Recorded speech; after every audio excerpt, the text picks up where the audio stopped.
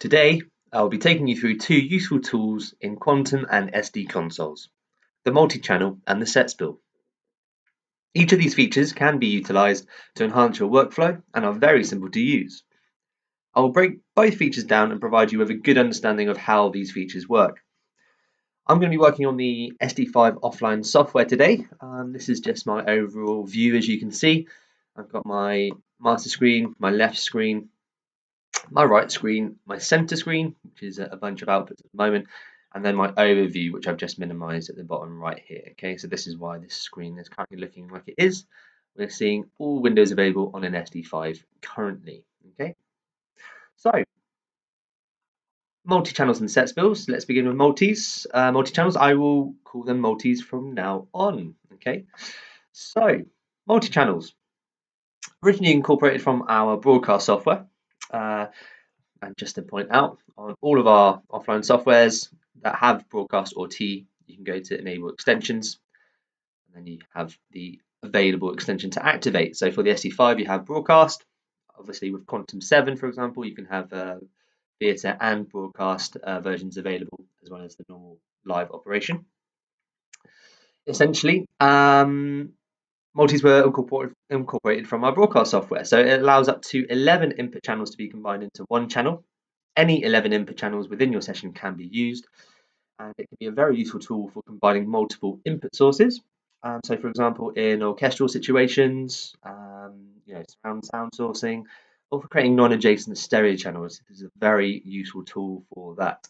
So let's go over these now. To begin with, though, how do we create a multi? So there's a couple of ways of doing it. First way is to have a look at the top of an input channel, where you have mic 1, for example. You'll have your format, so mono, stereo, and multi. Clicking multi here will take your selected channel, set up the multi-channel with this channel in it, and that's one way of doing a multi. We'll go through all of this window in a second, but the second way of creating a multi is to do it on a blank fader. Okay, so to do this, what I want to do is go to LCD function and find my create multi option.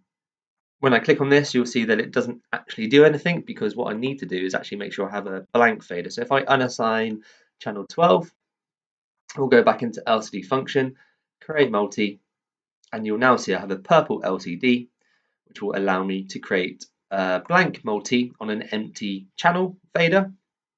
Okay, as you can see, it gives us the same setup window, but this time I don't have channel 1 incorporated directly into the multi-channel itself. Okay, so we have some presets that we can have a look at first of all. LCR, this gives us a 3-channel multi-input. LCRS, 4 channels. 5.1, 6 channels, and multi-input allows us to have up to 11 channels. Okay, so I would probably suggest that unless you're explicitly using or requiring an LCRS or a 5.1 multi-channel source, multi-input will probably be your first point of call, because it gives you the most flexibility. I'm going to go create a 7-channel multi to begin with, and then after that I'll show you how you can do your non-adjacent stereo multi-channels as well. So once basically channels, once I've set up the multi, you'll now see that the LCDs have changed color. Okay, so again, these now say join, and what this is allowing me to do is assign a channel to the multi-input sort of component number. So the first channel in my multi-input can be channel 1, second channel can be channel 2, 3, 4, 5, so on and so forth. Okay. Just to point out, you can go back into your multi-input. Say you wanted to actually have channel 10 in your second slot. You can go select slot 2 and then go or change that into the desired channel itself. You can do this post creating a multi-channel as well. Okay, so what you need to do is just go into edit multi, which we will have a look at as well. Okay. At the bottom, you have leave or remove. So if remove is selected, what will happen is your channels, so channels 1 to 7, will disappear. Basically, they'll get unassigned from the work surface, and they'll be consolidated into this one fader. Okay, if I press leave, then the channels will not disappear. They will remain on the work surface. This can actually be a bit quicker in terms of making adjustments to your multi-input. And also, when you do get around to deleting multis, your channels do remain on the work surface rather than being removed. But as we all know, as DiGiCo sound engineers, it's a very simple process to get that back in. Indeed, it's part and parcel of the customization. Okay, so what I'm going to do is just going to remove the channels to begin with and hit OK.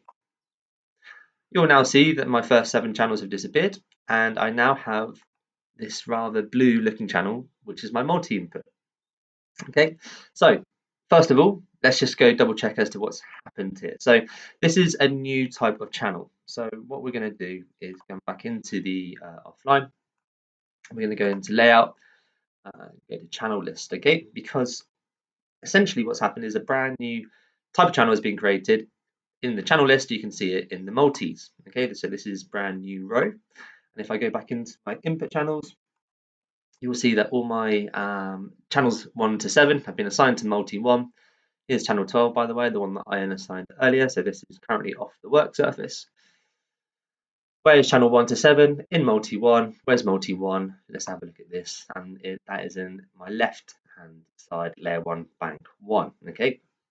So that's the first thing. Brand new type of channel has been created. Okay. If we go back into the screen where the multi is. Next thing, if we just scroll down, we'll see that our fader is now a relative control essentially for all your faders underneath. So this actually starts behaving a bit like a control group in VCA mode or moving fader mode essentially. So basically we have overall control of all faders underneath with our master fader here. Same concept with our mutes. Okay, so this is my master mute of my multi input, which will mute all channels inside. Okay, at the top here we have mute, hard, and control group mutes. So if any members inside your multi are muted, you will see one of these options turned on dependent on which state of mute they are in. And then edit multi will allow me to come in and make any adjustments to my members. I can clear all to delete my multis. Again, I can come in and relabel this at the top there if required. Okay. So that's the first bit to look at. Just what is the what sort of channel is this? It's a brand new type of channel has been created. We'll now look at the surface of the multi itself. So at the top, you can see all the meters. Again, these are all the channel members, and you will then see the labeled members. So again, if these are your drum kit that you made a multi out of, or maybe your first, second, third, fourth violin desks in your orchestral setup, you can create this appropriately. These will be labeled appropriately. And then what you have is your folder controls. So folder controls are going to, we'll come on to this in a second. But essentially what I can do is add some extra control on the surface of the multi to provide extra facility essentially. So this is why the multi becomes very useful to use, because it's not just a relative control of a VCA fader or mute, for example. You can actually add processing onto the surface of this multi-channel, okay, which is pretty impressive. Now I'm going to press unfold. Let's explore further. So this is my unfolded view of my multi input. Okay, so first of all, the top section. This allows me to decide which channel is on the surface of the multi when folded controls are activated. So you'll notice that right now nothing is happening. In fact, I get this. I get a little window pop up. Let me just go back into my monitor capture. You'll be able to see this. So this is just the left-hand screen that I was looking at here.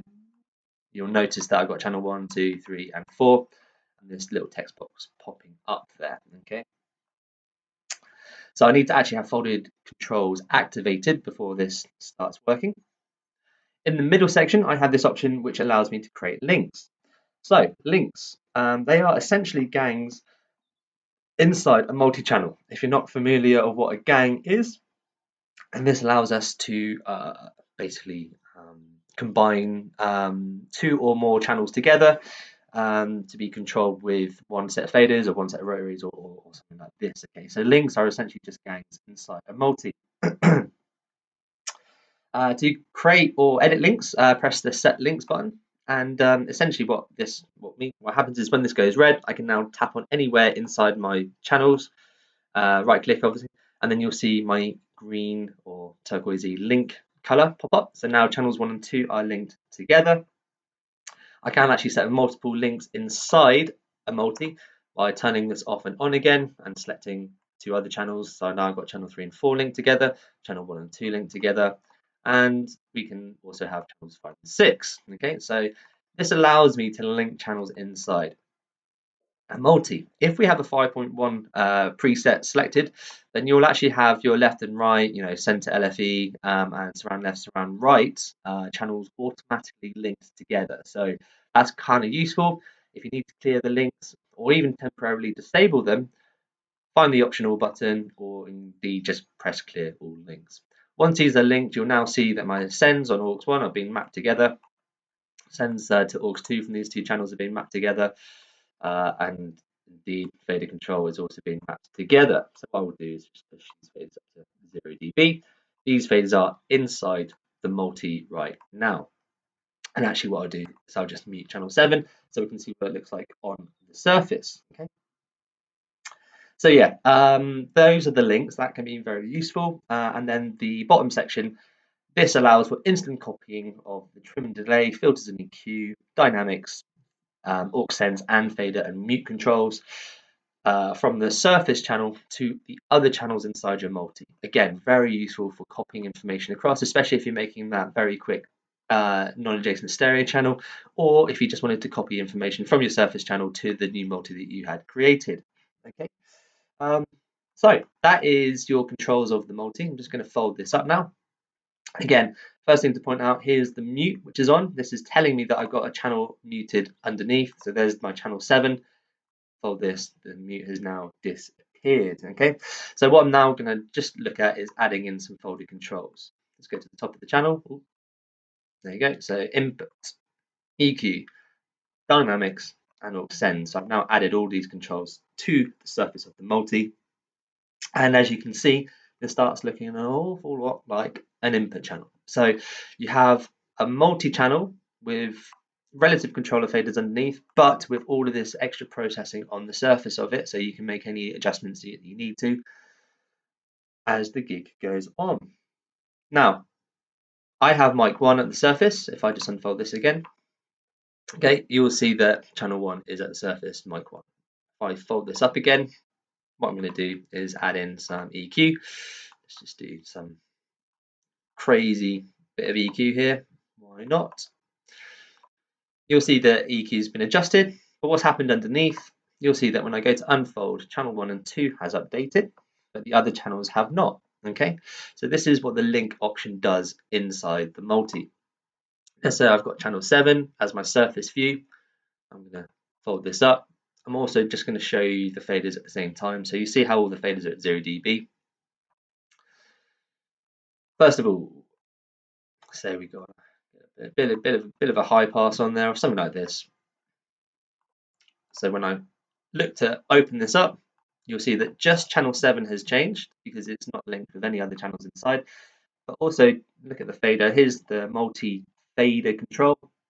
When I unfold this, you'll see that all the other faders have adjusted relatively. So again, relative adjustments, dB values here. Try to keep everything around 0 dB or not have something off when you're controlling it. Otherwise, you will receive an exponential increase dependent on how your faders are set up. But it says treat it like a traditional control group, essentially. Okay, and as you can see, mic 7 has just had that high pass filter applied to it. Okay, so this is the multi-input, very useful. Up to 11 channels, and like I said, multi-input will probably be your first preset to look at rather than the other options available. Now what I'm going to do is just quickly have a look at what a multi looks like when you don't remove the faders from the work surface. So let's come into mic 25. We're going to go to multi-input. Again, channel 25, let's just go add in a selection of these inputs over here. This I'm going to press leave and hit OK. So first of all, the multi is being created, but you'll see that you have these blue boxes around these channels. These channels are now basically assigned to this multi-input, but still on the work surface. Okay, so you now have basically two levels of control. You have your overall fader control, as well as the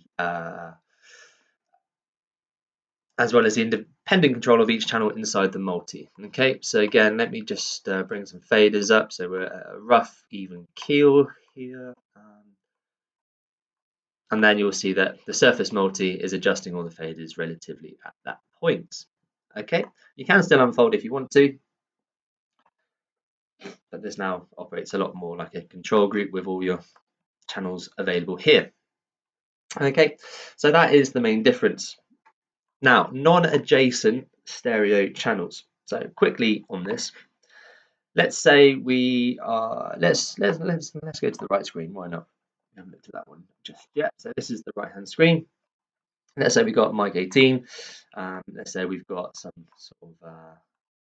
sort of instrument on here. I'll let you use your own imagination as to what I'm EQing. Nothing too much, to be perfectly honest. Okay, so we're going to call this channel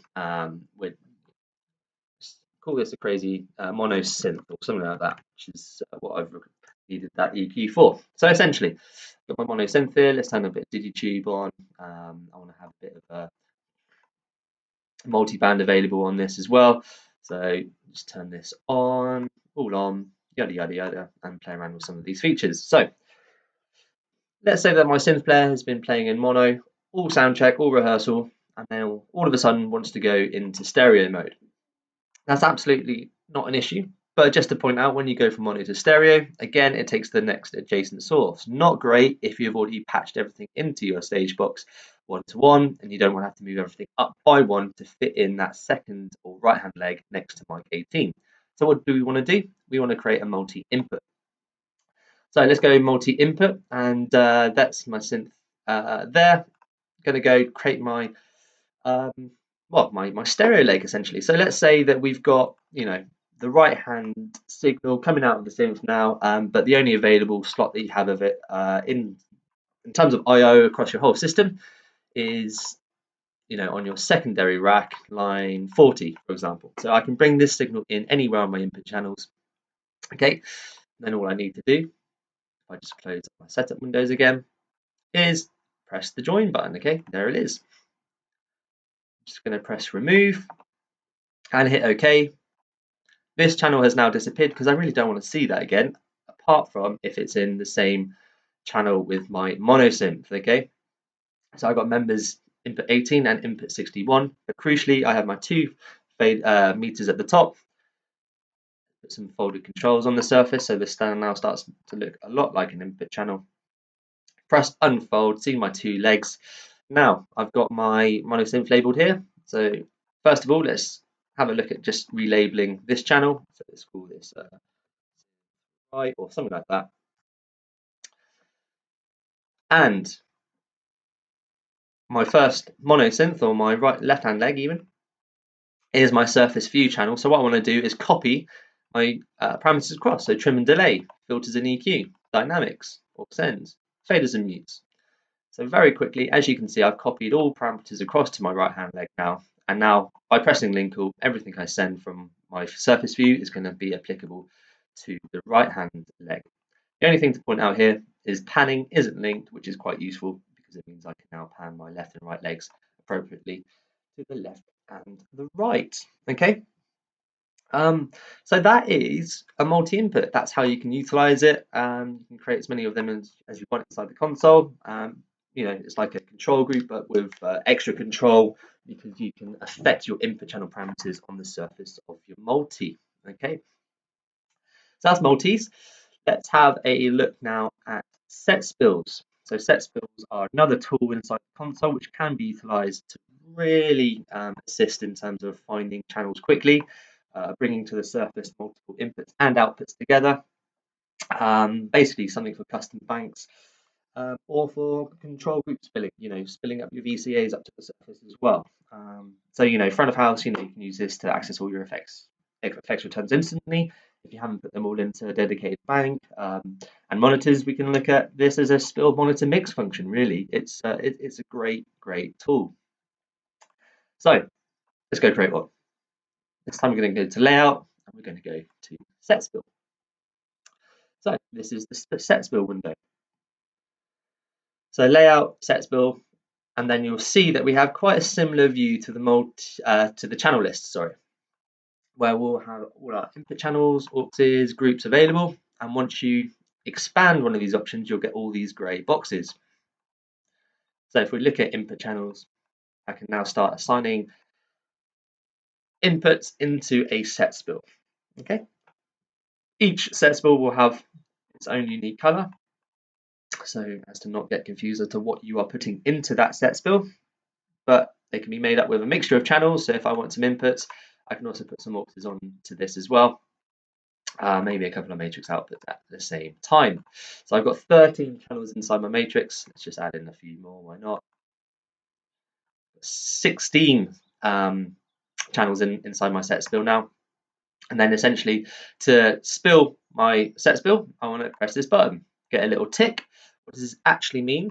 Let me go into the sort of overview mode again, and then we will see this on hopefully the left hand screen, but we can choose basically where this spill set appears. So I'm going to press spill here. As you can see, that's actually gone onto the right hand screen. So let's bring this up to the top. Now I can see that I've got my two banks regarding my set one. So this is great actually, because I, as the operator, could still be using the master screen as well as the left hand bank to deal with multi inputs, or maybe looking at aux outputs or matrix outputs specifically. And then what I can actually do is on my set spill, create the custom bank that the guest engineer needs to see all of their inputs and outputs on, and spill them up to the right hand surface. So you'll notice that when I click on this, it's now spilled over to the right hand side. Let's see how I can change this direction. I'm going to go to options. I'm going to go to faders, and then you can see your set spill direction. So if you're working on, say, an SD10, you can spill this information to the right hand side, giving yourself the left hand work surface and center bank to work on. And indeed on an SD12, right hand side can be for the system tech or the tech of the console. And then left hand could be the guest engineer popping up in terms of where the set spill is being spilled to. So you can really choose where it's going. Horizontal will go from left to right, but this does actually ignore the center bank. So if we have a look at this and I go and bring this up, then you'll see that my left hand side or left hand bank has my set spill in, and then the right hand has the rest of those channels, my two stereo groups and my two matrices. Okay, so that is essentially a spill set. Okay, choose any combination of inputs and outputs. So on an SD5, you've got 16 of them. You can bring them up to the surface like here, or you can assign them to a macro button at the same time, or you can assign your members from a control group. So assigning to a macro has literally made a macro button for my spill set. If I come into setup, go to macros, I can now go click on one of my macros here to assign my spill set. Okay, add from control group means that you need to have something set up on your control groups to begin with. So staying in this view, let's go into my center window because we haven't had a look at this just yet. And we're going to go down, go to layer 2, find control groups. 1, remember if you had lost a channel and you're not quite sure where it is, layout, channel list, one-stop shop for everything inside this console. Find your control groups, where are they located, center bank, layer 2, bank 1. Okay, and that's where they are. So first of all, I'm just going to go add some members in, join/leave, LCD displays change above the surface of my fader, and I could go take this off. Now if I wanted to assign that control group to a set spill, add my inputs in from control group 1. You'll now see that set 3 has now been populated with these input channels. Okay. And then we have the assign macro function. This automatically makes the macro on the work surface for you, as well as giving it its bank and smart key allocation. One thing I did mention is this awesome sort of monitor spill function usage of set spill. So what I'm going to do now is actually going to go across and make this for you, and you can follow this on screen and start incorporating this into your workflow, because this really is a one-stop thing for any monitor session, beginning of monitors. It will make your life a lot easier. So first of all, let's just go clear some sets. Very simple to do. Just going to clear these like so. So step one, I'm going to make the spill macros. Okay, so I'm just going to add these macros into my session already.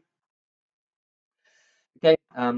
Now, second thing that we want to do, because we're looking at this from a monitor session point of view, is go and add some graphics into my auxes. Let's do this properly, as they say. So I'm going to go to edit mode, go to insert A. Why not? And I'm going to add in 6 graphic EQs because I've got 6 wedges, 6 mono wedges in my session. Turn my send and return on, hit my internal graphics, graphic 1, done. Okay, so I've now got 6 graphic EQs on my first 6 wedges going to stage. Okay. Step 3, what we're going to have a look at is just to make sure that you've got a few options turned on. So solo displays, insert, and aux to faders is turned on. So basically these are by default set to yes, but if you're coming onto a session that might have had them turned off, make sure these are turned on. This options window is brilliant, by the way. Loads of things to have a look at in there. Next step is to make sure that your solo bus, you put this to single. Okay, and this just means that every time you solo an aux, or it doesn't multiply the soloing function essentially. Step 5, we're then going to go to edit the macro. So you'll see that in my macro list, we've got spill set 1, spill set 2, spill set 3, 4, and 5. Okay, so what we're going to do is going to go to editor and go to spill set 1. I'm now going to bring up to the surface my center view and just jiggery pokery this about and go into layer 1.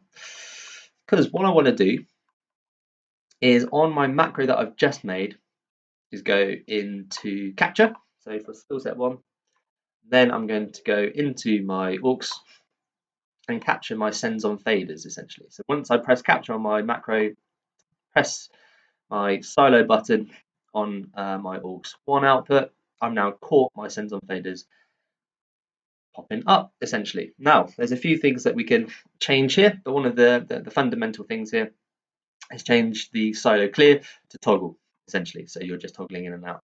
I can take out a few other things as well from here as well. So let's just remove the bringing up of the graphic because that will happen automatically. So what I'm going to do is just call this vocalist or vocals, something like this. So there's my vocalist's set spill.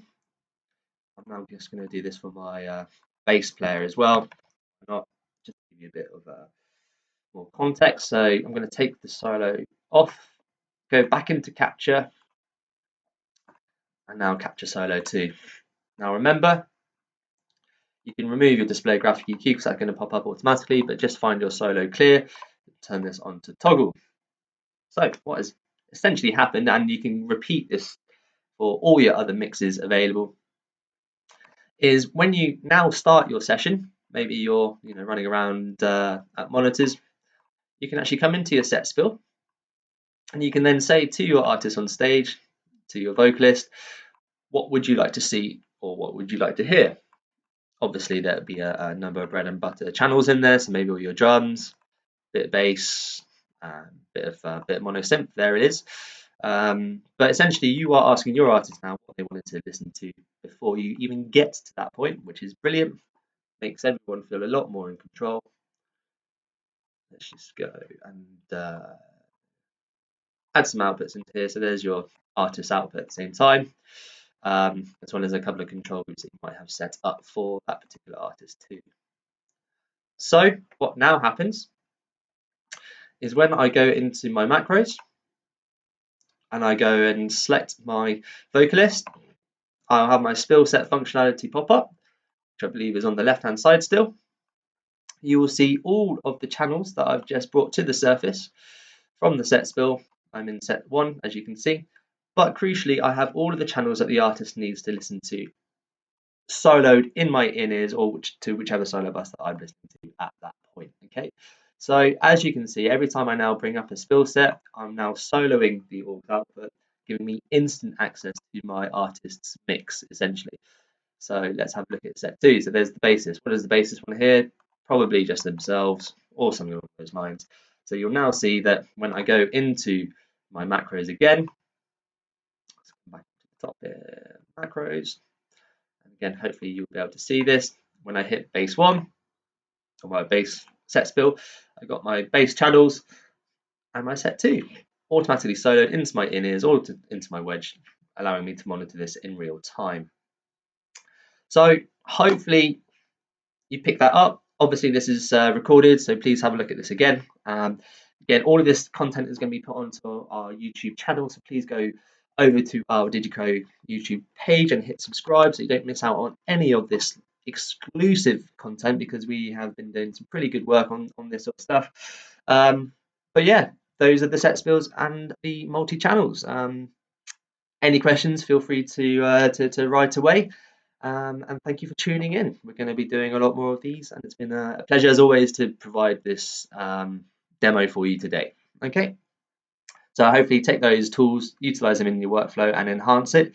And again, something very incredibly useful to have in the armory. Okay, take care everyone, much appreciated, goodbye.